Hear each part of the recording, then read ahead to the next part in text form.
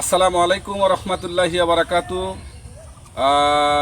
সবাইকে জানাচ্ছি আন্তরিক শুভেচ্ছা অভিনন্দন। দেশ ও প্রবাস থেকে যে যেখান থেকেই আজকের এই ভিডিওটি দেখছেন, সবাইকে জানাচ্ছি আন্তরিক শুভেচ্ছা। আপনারা দেখছেন আমি একটি পান চাষিকে সঙ্গে নিয়ে তার পান ক্ষেতের মধ্যে এসেছি। পান একটি অত্যন্ত সুস্বাদু এবং ভেষজ ঔষধি গুণসম্পন্ন একটি খাবার। এই পান বাংলাদেশের অতিথি আপ্যায়নের জন্য অত্যন্ত একটি সুস্বাদু খাবার। যদি কোনো মানুষের বাড়িতে মেহমান আসে, এই মেহমানের জন্য যদি মেহমানকে কোনো খাবার নাও দেওয়া হয়, তারপরেও একটি পান দিয়ে তাকে আপ্যায়ন করা যায়। এই পান অত্যন্ত সুস্বাদু একটি খাবার। আর সেই পানের বরজি আমরা এসেছি। আপনারা লক্ষ্য করে দেখেন, এই যে পানের বড়টা কত সুন্দরভাবে সে পরিচর্যা করে সাজিয়েছে। আচ্ছা, এই পানের বড় আপনি কতদিন হলো এই পানের বড়টি করেছেন? প্রায় 7 বছর। 7 বছর হবে। তো প্রথমে আপনি এই পান চাষের চিন্তা কোথায় থেকে আসলো আপনার? ওটা আব্বা এক জায়গায় থেকে দেখে এসেছিল, জি। ওখান থেকে তার এই লোকগুলি ডাকে আবার এখানে পানের বড় করছে। আচ্ছা, এই পানের বড় করে আপনি কি সফলতা না ব্যর্থতা?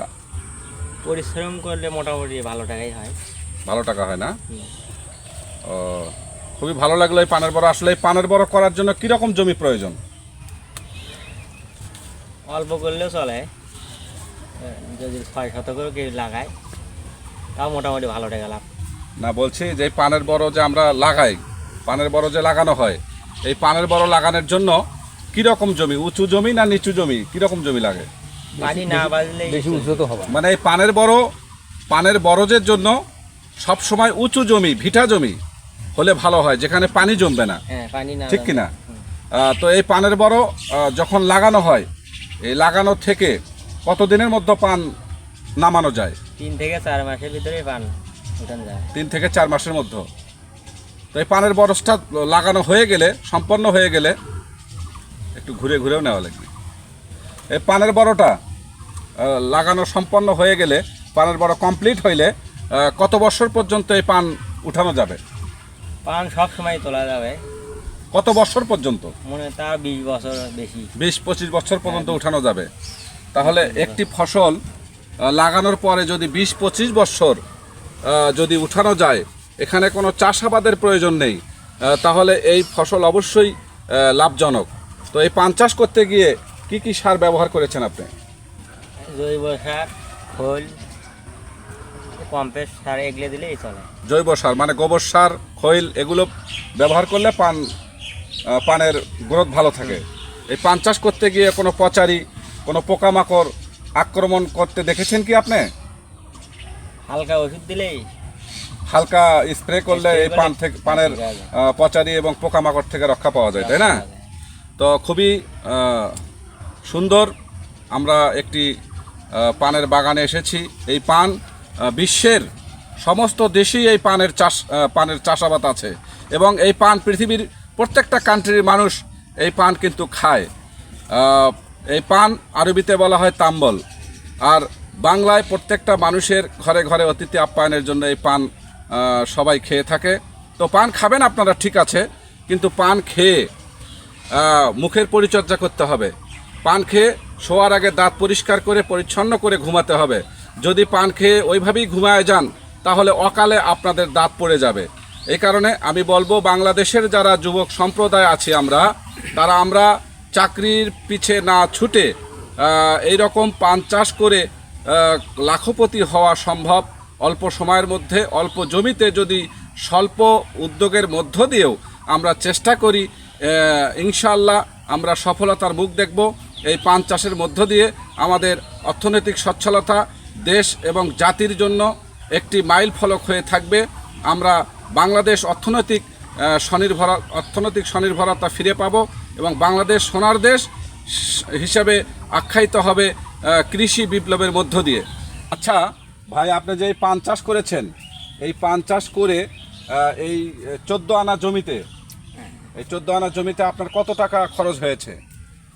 এখানে খরচ হয় ওতে 1 লাখ টাকা পরিমাণে খরচপাতি হয়। বুঝছেন না।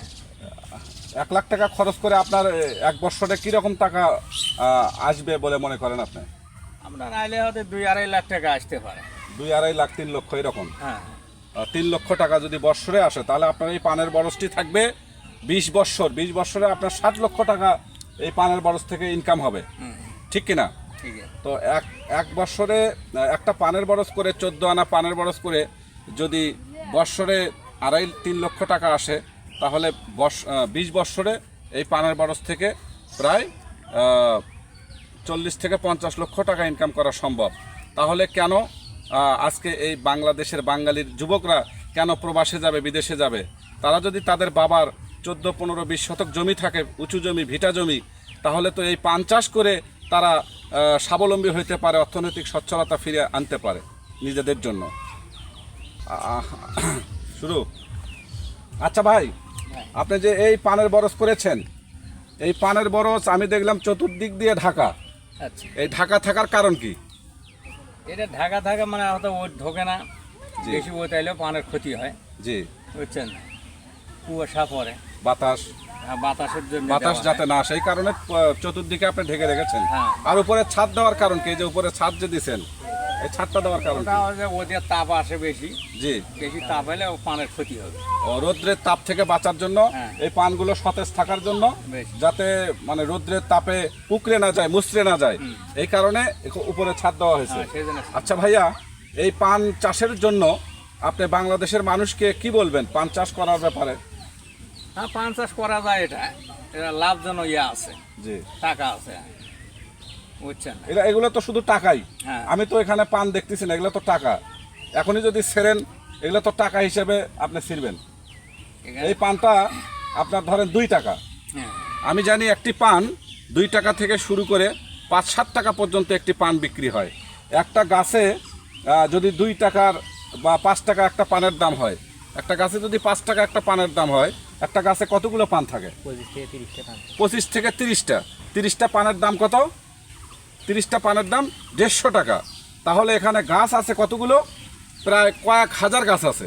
তাহলে আপনারাই চিন্তা করুন একটি পানের বরজ থেকে কি পরিমাণ অর্থ আসতে পারে।